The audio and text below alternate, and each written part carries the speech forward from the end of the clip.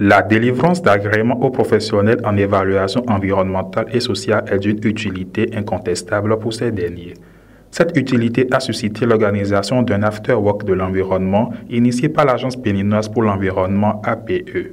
La dite activité s'est tenue ce mercredi 12 juillet 2023 à Novotel Hôtel et s'est beaucoup plus axée sur l'étape de lancement de la procédure d'octroi et de retrait d'agréments aux bureaux, cabinets d'études et aux consultants individuels. Dr François Camille Kedouide, directeur général de l'Agence béninoise pour l'environnement ABE, se prononce sur quelques innovations qu'on peut observer au niveau de l'agence. Depuis 2020, plusieurs innovations ont été mises en place. Il s'agit entre autres du e-service, de délivrance des certificats de conformité environnementale et sociale, CCES, de l'actualisation du décret 2017-332 du 6 juillet 2017 portant organisation des procédures d'évaluation environnementale en République du Bénin, de la mise en œuvre du décret 2022-390 du 13 juillet 2022 portant organisation des procédures de l'évaluation environnementale et sociale en République du Bénin, des nouvelles dispositions qui encadrent la réalisation des évaluations environnementales et sociales stratégiques, des cadres de gestion environnementale et sociale et des audits environnementaux et sociaux.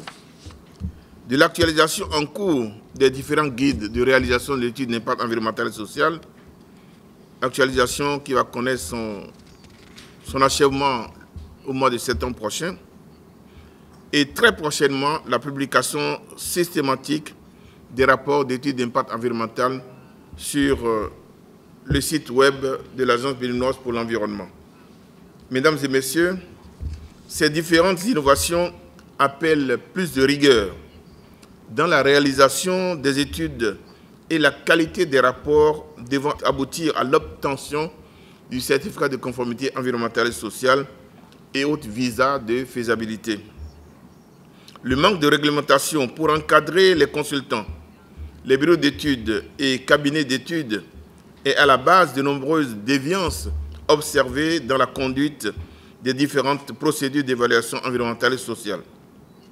Conformément au décret 2022-390 du 13 juillet 2022 portant organisation des procédures d'évaluation environnementale en République du Bénin, la conduite d'une évaluation environnementale et sociale est subordonnée à l'obtention préalable d'un agrément délivré par le ministre en charge de l'environnement.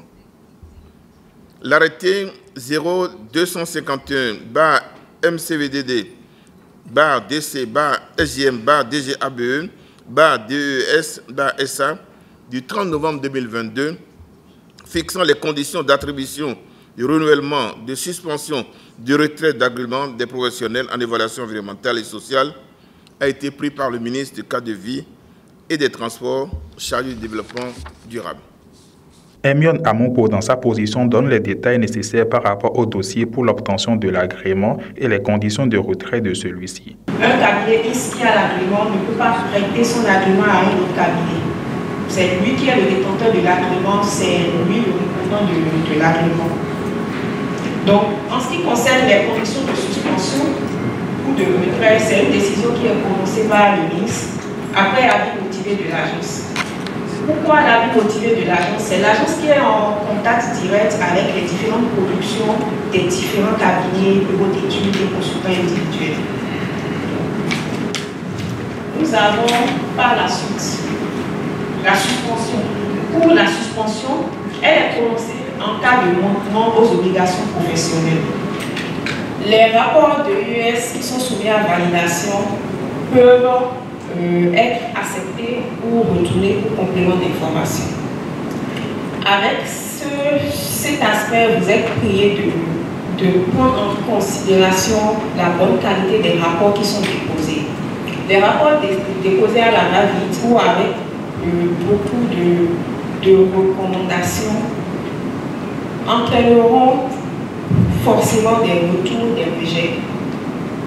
Quand le même cabinet, le bureau d'études ou le consultant se voit refuser successivement 3 rapports c'est qu'il court le risque que son agrément lui soit retiré. Par la suite, nous parlerons des conditions requises pour l'obtention de l'agrément. À ce niveau, nous avons deux catégories, les personnes morales et les consultants individuels.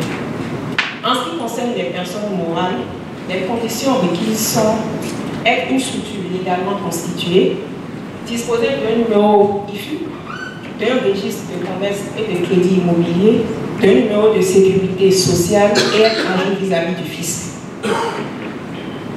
Disposer d'une équipe d'au moins 3 experts ayant au minimum le niveau Bac plus 5, dont 2 experts en évaluation environnementale ou équivalent, et un expert en sciences sociales.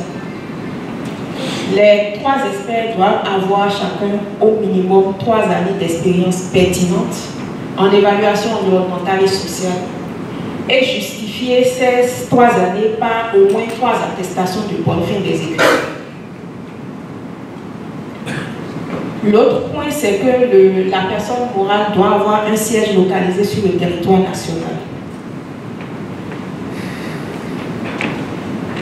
Pour ce qui est des consultants individuels, les conditions requises sont les suivantes. Disposer d'un numéro IFU, avoir au minimum la formation Bac plus 5 en gestion de l'environnement ou en sciences sociales et disposer d'une expérience pertinente d'au moins 5 années, justifiée par au moins 3 attestations de bonne fin d'exécution. Donc voilà un peu les conditions requises pour l'obtention de l'agrément au niveau des personnes morales et des consultants individuels.